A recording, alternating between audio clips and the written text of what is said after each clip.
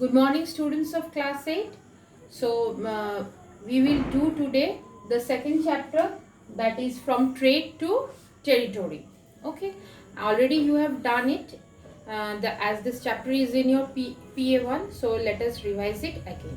So, before starting the chapter, let me tell you something that in this time, that after the death of Aurangzeb, the empire was divided, it was disintegrated. Okay, and there was no such powerful Mughal emperor there, and they were divided into small kingdoms. Okay, and these small kingdoms, they were ruled by the governors.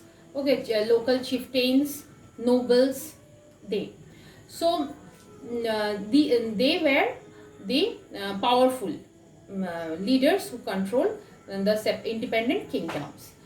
And such was the case of the Marathas, the Nizam of Hyderabad. Okay, so these areas, they were under independent rulers. Okay, kingdoms. So the next important thing, but the most remarkable thing in that after Aurangzeb's death, was the interference of the European traders, those who came to trade, like the Portuguese, the Dutch, the French, and the British East India Company. Why? Because India was very highly, India got the raw materials, was rich for raw materials. Okay, and the labor supply was also very much in India. It was very high rate. So India was very attractive for trading purpose. Okay, so let us now start. So the first European trading companies were the Portuguese. The Portuguese were the first group of European traders to reach India. So the first trading company was the European traders who reached India. They established number of colonial settlements on the western coast of India. Though Calicut, which is now considered as Kozhikode, was the first city they landed, their important colonial settlements were located in Goa, Daman and Diu. Okay, so Portuguese was considered as the first country to trade with India. Okay, so they made their settlements in Goa, Daman and Diu. Though they landed in Calicut, but they made their settlements in Goa, Daman and Diu. Next is the English East India Company. This is very much important. The English East India Company was a group of 9 private companies ruled by the board of directors. Okay, so the East India Company consists of 9 private companies, and they were ruled by the board of directors. It received a charter from the ruler of England, Queen Elizabeth I, in 1600, where they got the sole rights to trade with the East. So how it came first? What was the procedure? The procedure was, it received a charter, okay, from the ruler of England, that is Queen Elizabeth I. From Queen Elizabeth I, it got a charter, rules, okay, containing certain rules, certain demands.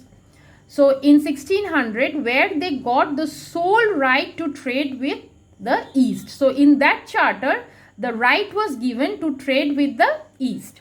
Now the British traders and merchants, they reached India in 1606 to 1607 for the first time. Okay, so the British traders and merchants, they reached India when? In 1606 to 1607, and it was the first time. So we will next is the Captain William Hawkins. He was the leader of the first group of traders, okay, of the East India Company. So who was the first group of leader of the first group of traders of East India Company? It is Captain William Hawkins. Okay, he reached in India. Okay, next what happened in 1615, Sir Thomas Raw, head of the delegation sent by King James I of England, visited the court of Mughal Emperor Jahangir. This I think you have read in your previous class, or that Sir Thomas Raw, he was the head of the delegation, the team who came. He was the head of that team. He was sent by King James I of England, and he visited the court of Mughal Emperor Jahangir. Okay. After this event, the company was granted rights to set up factories in Surat, Calcutta, Bombay, Madras. So he got the right to set up the factories in these areas. Okay, Surat, Calcutta, Bombay, Madras and Mausoleepatnam. So there the first entry of the British East India Company was how they came as a trader. Okay, they first accepted through the charter. They first they demanded to trade. Okay, just for trading purpose, but slowly by their using their diplomacy, they came and ruled in India for longer period. So soon the factories were converted into forts by them. And so what happened? Their target was fulfilling. Now soon the factories were converted into forts. Okay, by them. Now they first came for trading purpose, and now they were making forts. Usually forts were made for while doing wars. Aurangzeb in 1691 granted a farman. Okay, so Aurangzeb in 1691 he granted a farman. Okay, what is that farman? The royal order. Okay, which exempted the East India Company. Exempted means which made free. Okay, without any. They will not able to take any duties. They will not have to give any duties from paying custom duties in Bengal. Okay, so exempted from paying custom duties. They don't have to pay any custom duties. Those duties during import export they was imposed, so they were free of paying custom duties. Okay, the Mughal Emperor Farrukhsher granted a farman extending the privilege to the British in Gujarat and Deccan. So Mughal Emperor Farrukhsher, he also granted a farman extending the privilege to the British in Gujarat and Deccan. So all of them gave privilege to the British for trading. Okay, they all made free entrance of British for trading. Next comes Dutch East India Company. Now the Dutch East India Company was formed in 1602. They established trading centers or factories along with the coastal areas of India. Then in Mausoleepatnam, they established their first factory. So the Dutch first made their factories in Mausoleepatnam. Later, they established their factories in Chinsura, Pulicat and Surat. Later, they established their factories in Chinsura, Pulicat and Surat. In these areas, they later made factories. So another important note which you have to make is Jan Huyn van Linschoten. Okay, he was a Dutch traveler and historian. So his quality was what?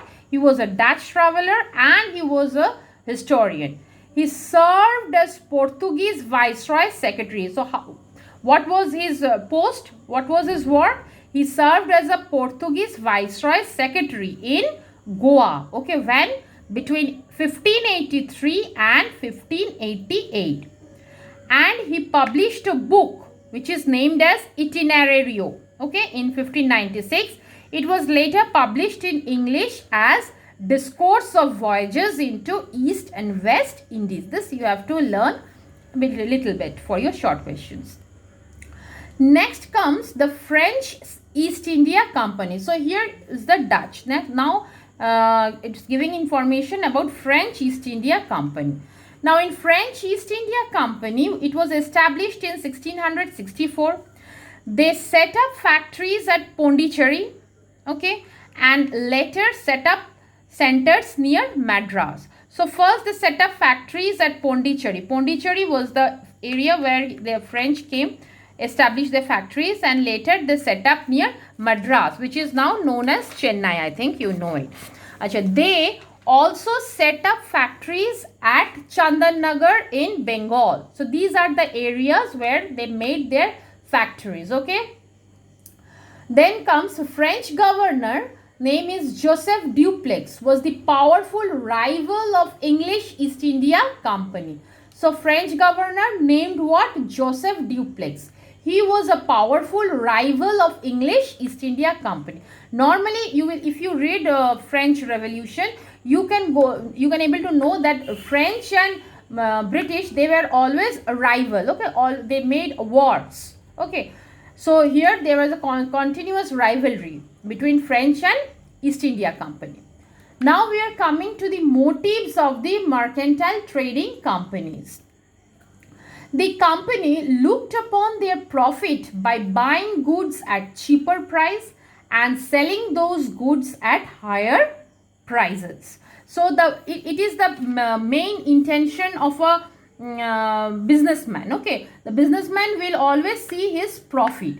How? By buying the goods in a cheaper price and then selling them at higher price. Similarly, same thing happened with this East India Company. They bought goods at cheaper prices and they were selling it in higher prices. Why? To gain maximum profit. Next comes the above mentioned mercantile companies started with trade first and then set up various trading centers. Now, their intention was to make various trading centers. They bought goods at cheap rates and sold them at highest rates. Same thing, that their intention was to buy goods at cheap rate and sell them at highest rate. Later on, they thought of exercising political control by controlling the revenues of the state. So later on, what did they do? They now interfering into the political matters of the state, the revenues of the state. Slowly and slowly, they are interfering into the political matters of the state. Then from 1750, industrialization started in Britain. Okay, France also underwent an industrial revolution. And at the same time, in the background, we can see in the foreign country, industrialization started. Okay, it started in many European countries. In Britain also it started. In France also it underwent. Okay, and most countries of Europe were industrialized. All the trading companies demanded India as their trading center. Now, as industrialization happened, various industries grew up. So, all were demanding India. Why? Because the raw materials of India was very much at higher extent, greater extent, okay, and of very good quality. This is because India had rich raw materials and labor. Okay, this is a very important point why India was so much attractive for all was looking India to be very attractive. Why? Because India had raw materials and labor.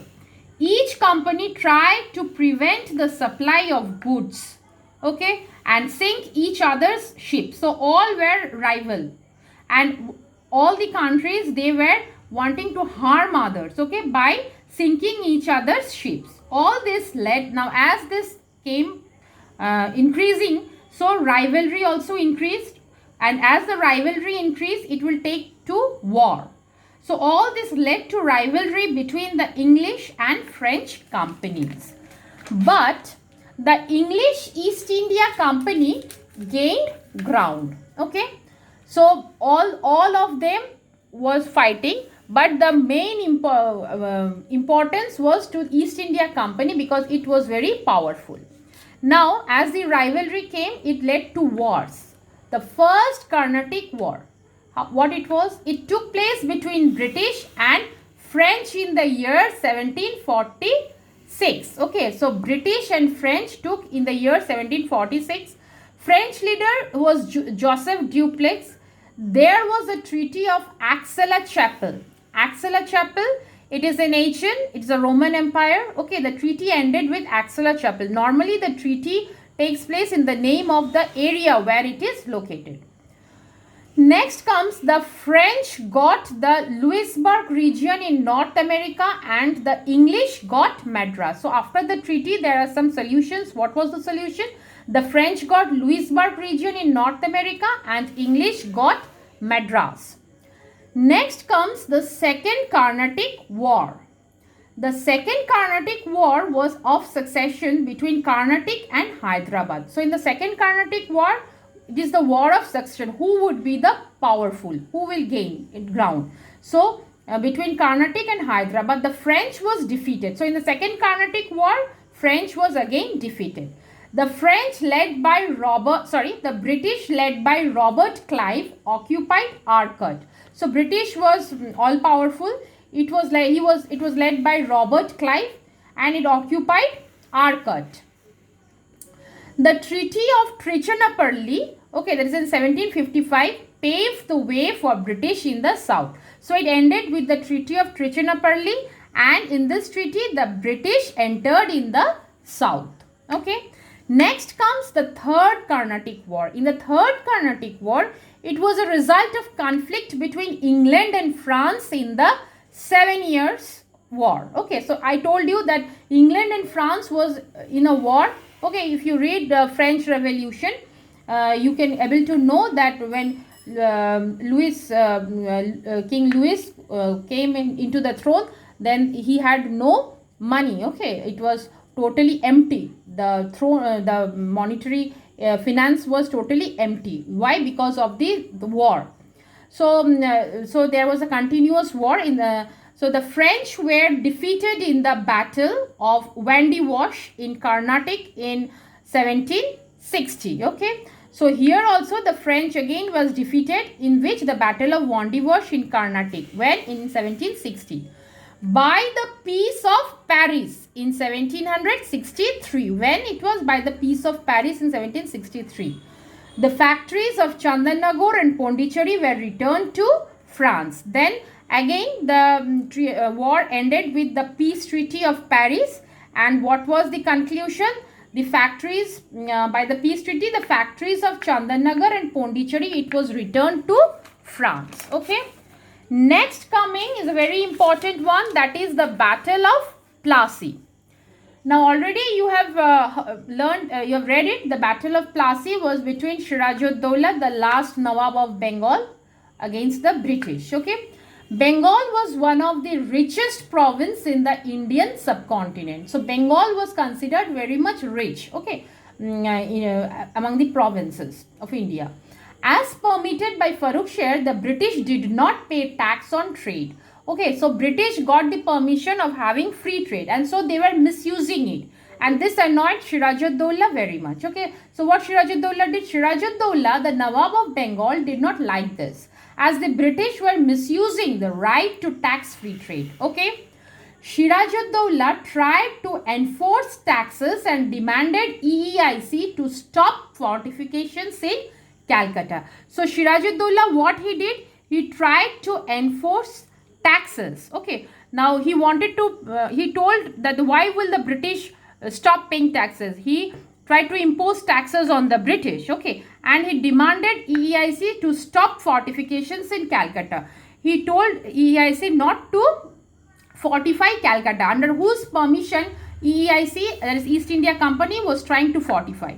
He was very powerful. So Siraj-ud-Dowlah, what he did first, he occupied Fort William after attacking the English factory at Kasim Bazar. So Kasim Bazar was a very important factory of India. So he attacked over there.